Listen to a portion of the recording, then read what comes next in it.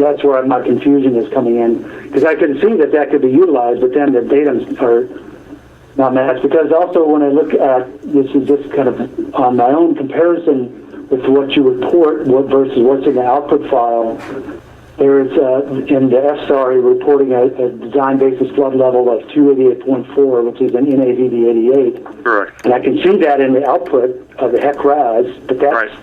NAVD88. So there, I find it.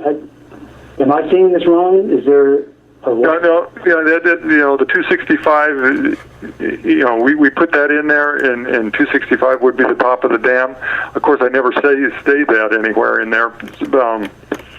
260, so the elevation that you're seeing in the HEC-RAS model would then be the 265 NAVD88, which would then compute to, I can't remember which way they go. It'd be 6 foot difference. So I guess whether it's conservative or not is... Yeah, well, if it goes higher, then it would be 265.86 NGVD 29, so that's even higher than the dam. So, okay, well, I'll take a look at it. Yeah. So, but in either event, it's not, what's controlling is the weir. The overflow going over the road there is what's controlling. If we change that water level downstream and move it up a foot or down a foot, it's not going to change any results.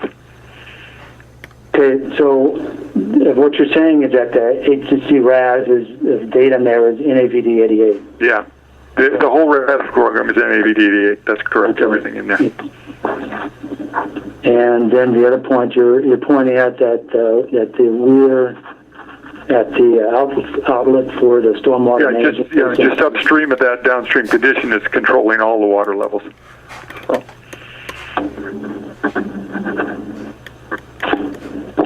Okay.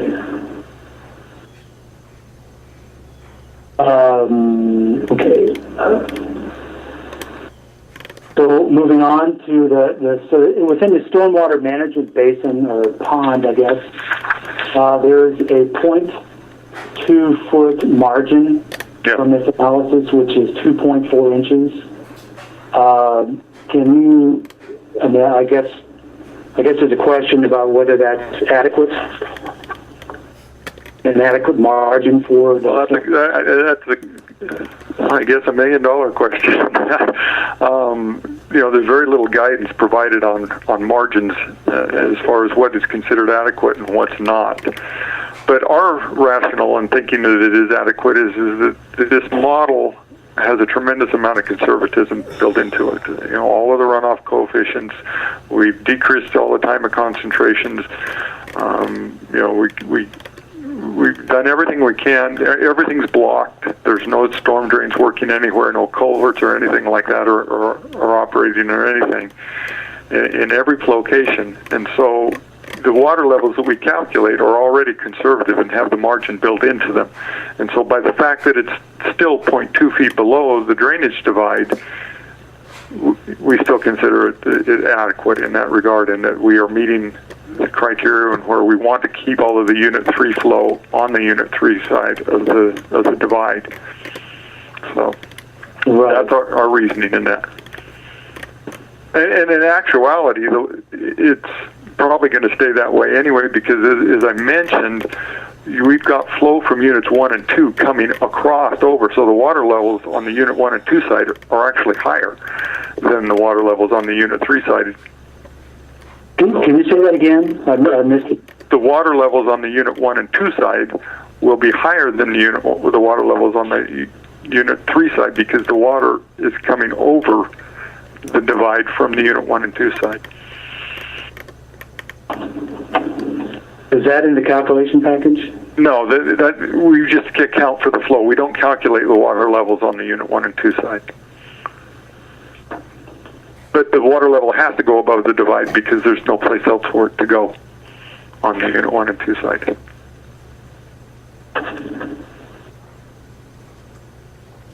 Okay, yeah, I guess is somewhat new information to me, because I didn't see anything like any discussion about the Unit 1 and 2 drainage. Okay, yeah, that part is in the yeah, that discussion is in the calculation that the Unit 1 and 2 flow will contribute and come over into the Unit 3 area. Okay, yeah, and that's why I was asking about that. Sure, yeah, no, I understand. So how that is incorporated in. So, okay, yeah, we'll need to think about that a little bit. I think moving, on to the next topic, which is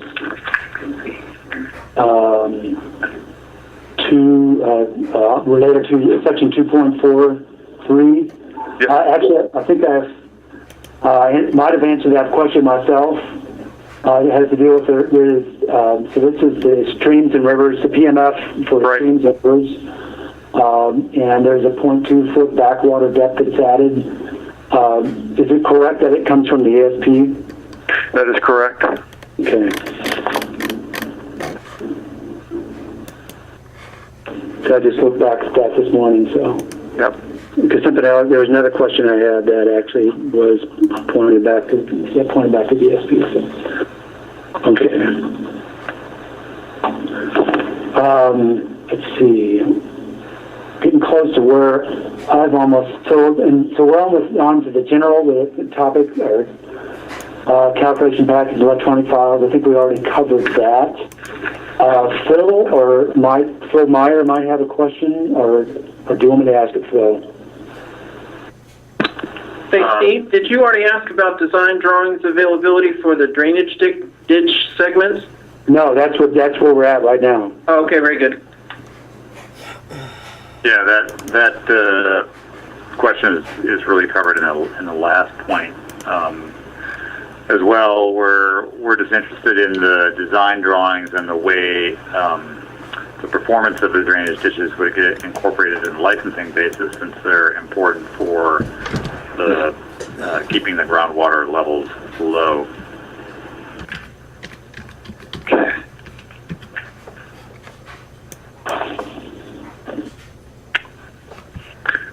Yeah, I think in enclosure 7, there's a discussion of the ditches and some of the construction characteristics. And, granted, it's not detailed, and you may not have details at this point, but when it's discussed, there's wording in there, the characteristics of the ditch are going to be unlined, which, is consistent kind of with the way it's represented in the surface water models, I understand it. So, it's, we're not, if design drawings are available, that'd be great. If they're not, we would need some kind of wording in there, maybe brought forth from enclosure 7 and consistent with the surface water models of how these things are going to, in general be designed, and at a future date you'll refine the characteristics of the train construction within those type of bounds.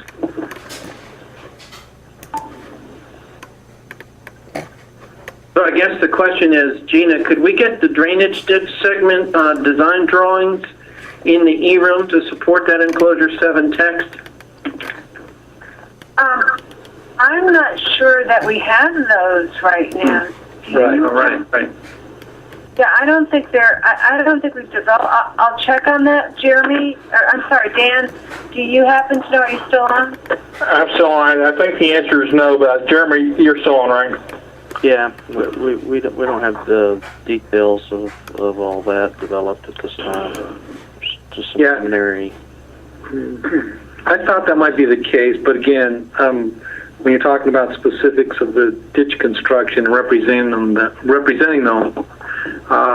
that's kind of what we're looking for and kind of bounding that design once it does get developed.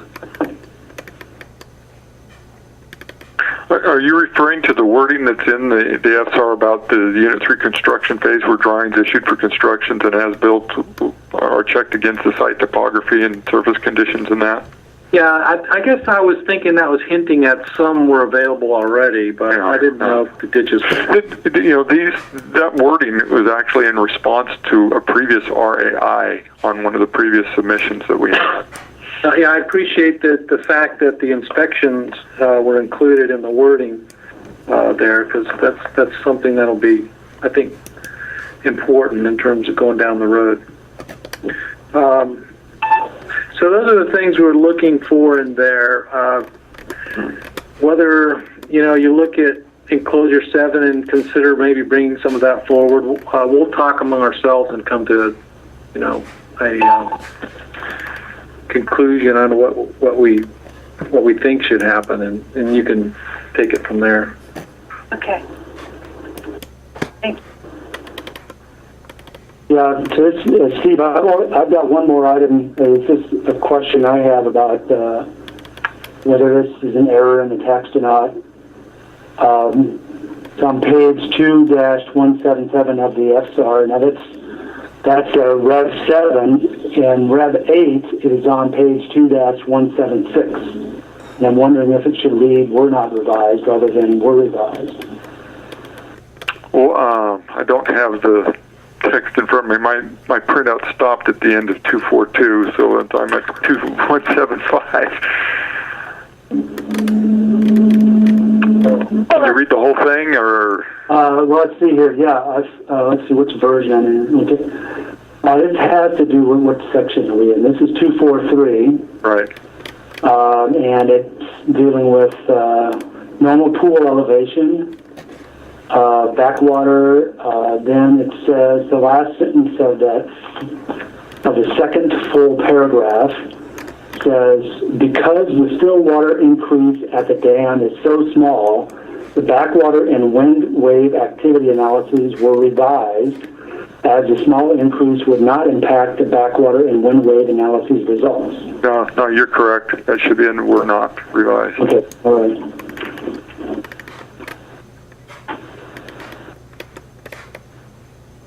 Okay, that's it. I think we have some talking to do among ourselves.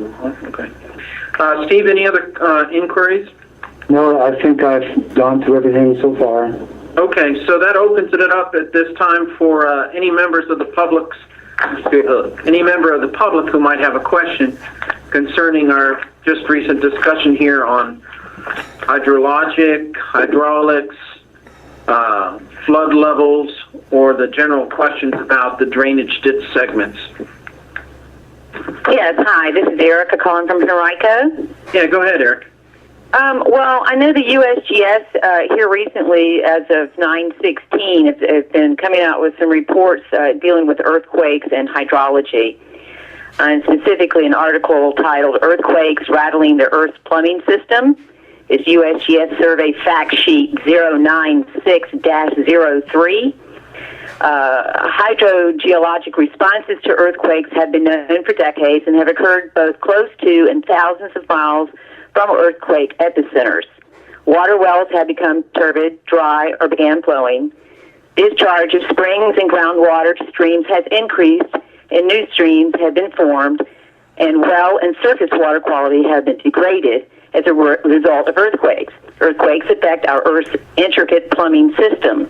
The most common type of observed groundwater response is an instantaneous water level offset, or step, which may be either an increase or decrease. It may occur near or far from the epicenter. Recovery to the pre-earthquake water level can be so rapid that no change can be detected if the water level is measured infrequently, or it may take as long as days or months. Steps can be large enough to make water well flow at land surface or render it dry.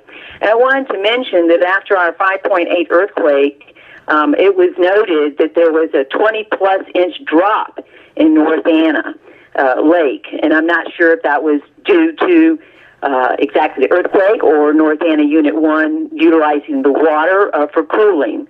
So there's definitely, I'm wondering what your numbers and what y'all are looking at, is that just a standard? Because basically what they're saying is there's not enough information out there to really predict or really know.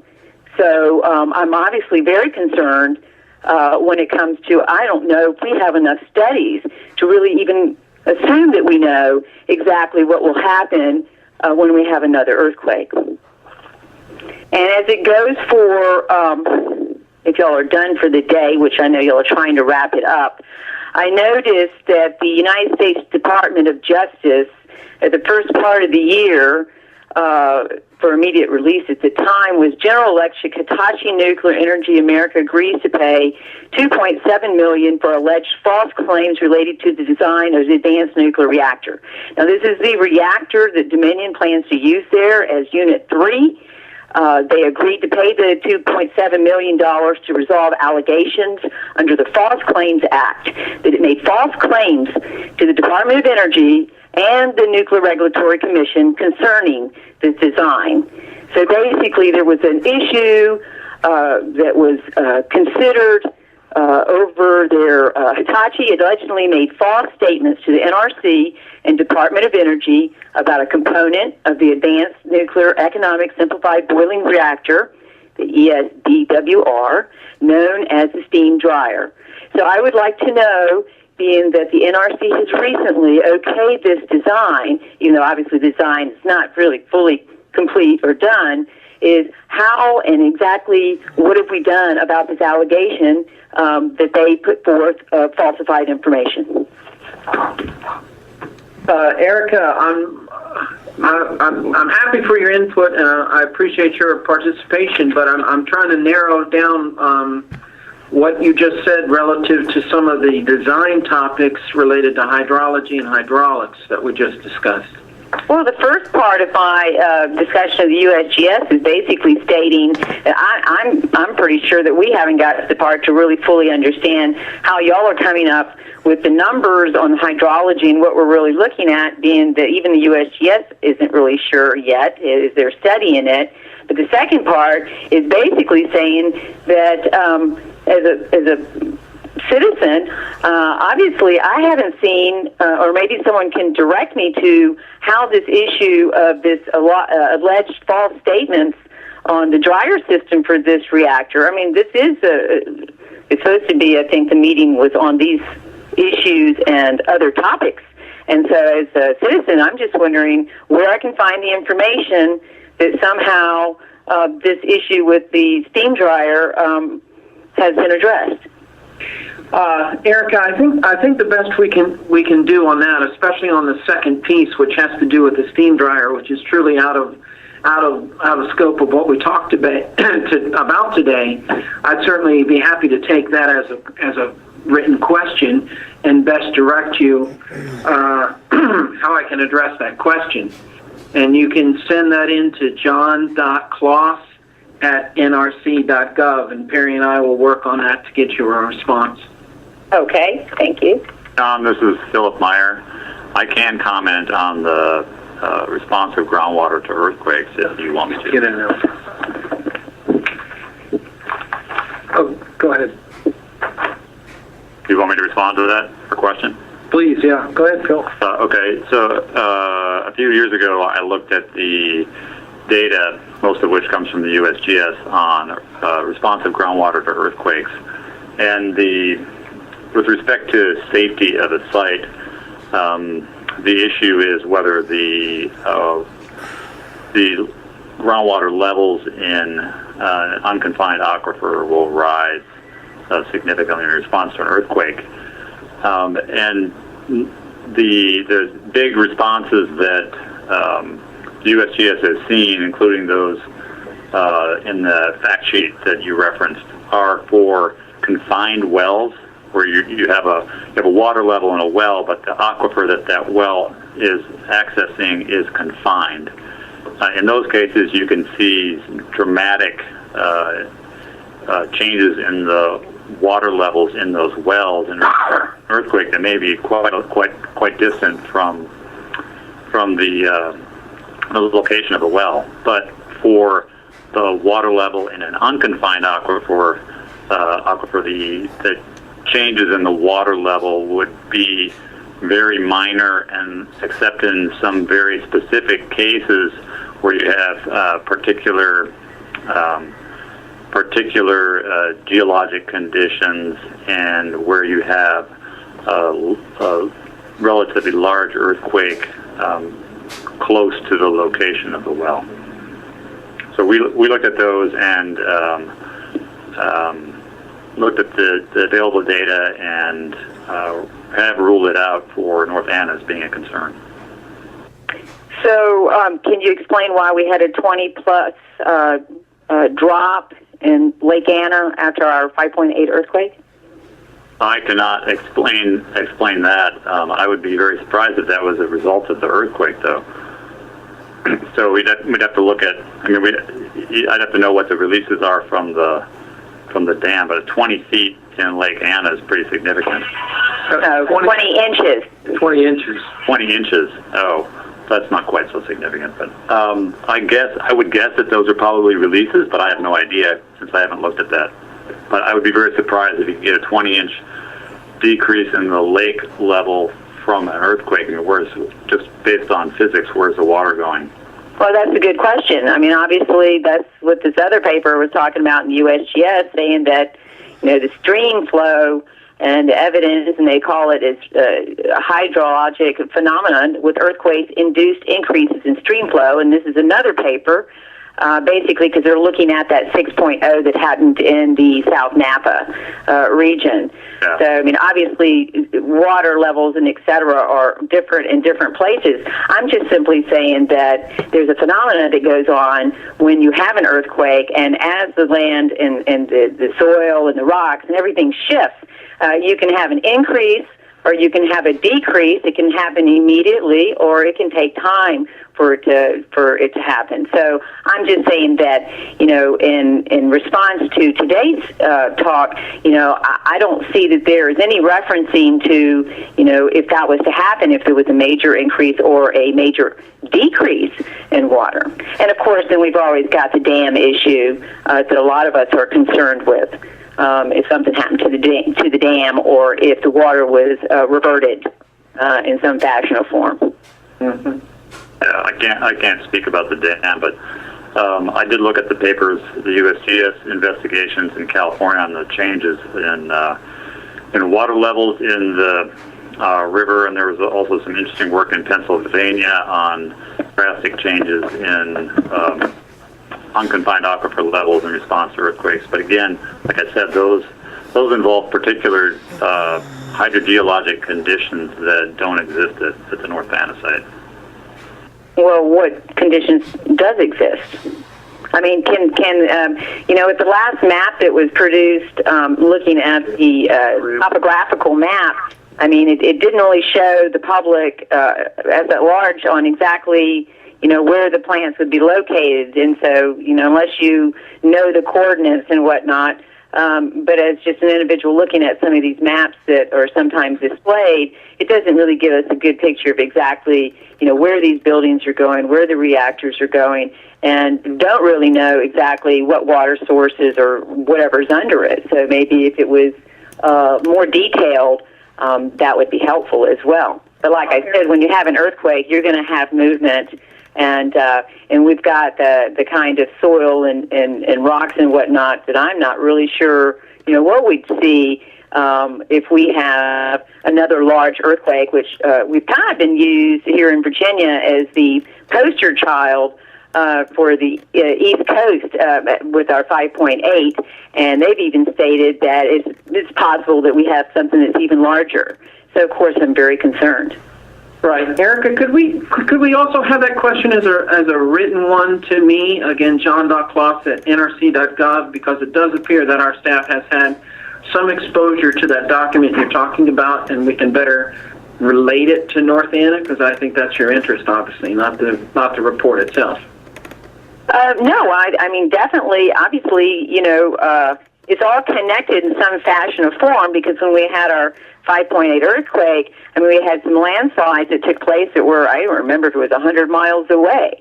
So we know, and the kind of, we're not like California where, the earthquakes are more localized because of the way the rock and everything is on the East Coast. I mean, they felt that earthquake almost all the way up to Canada and all the way down to almost out, all the way down to Florida. I mean, it rocked the whole seaboard.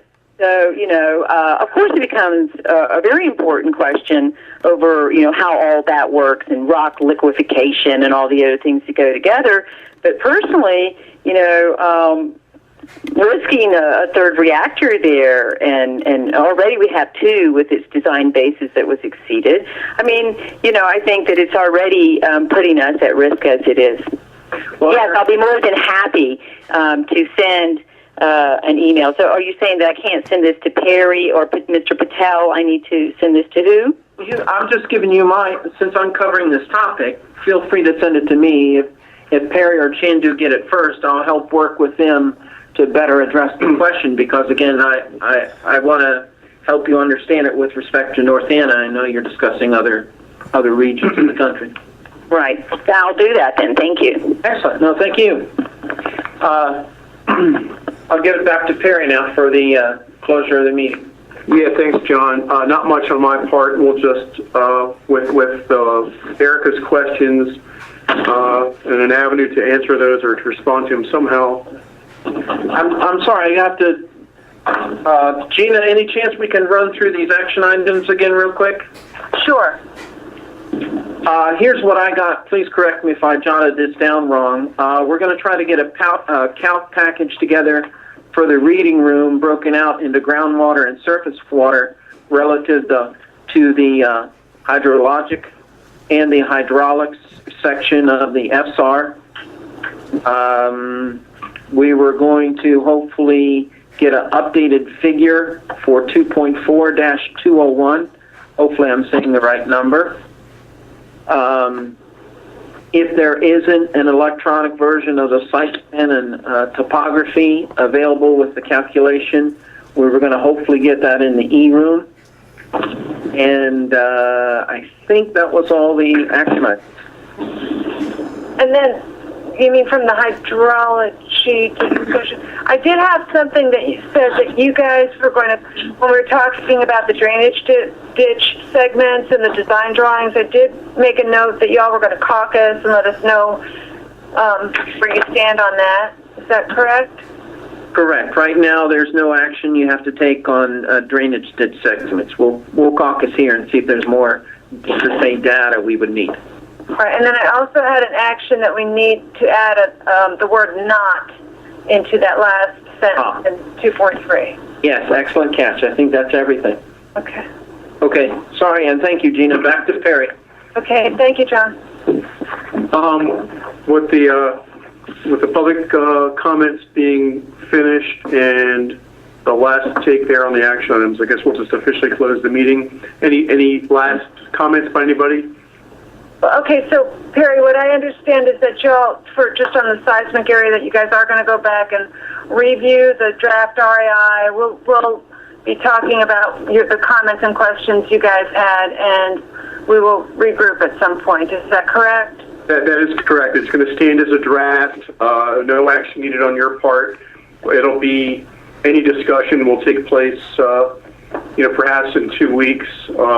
But we'll be, excuse me, we'll communicate on it, and based on the conversation today, it's not going to be sent in that form as a final, and that's minimal for now. That's what we know, and we're going to meet internally and decide what to do next. Okay, thank you. That being the case, we'll officially end the meeting at 3:45, and thanks everybody for attending. Thank you all. Bye-bye. Thank you. Thanks.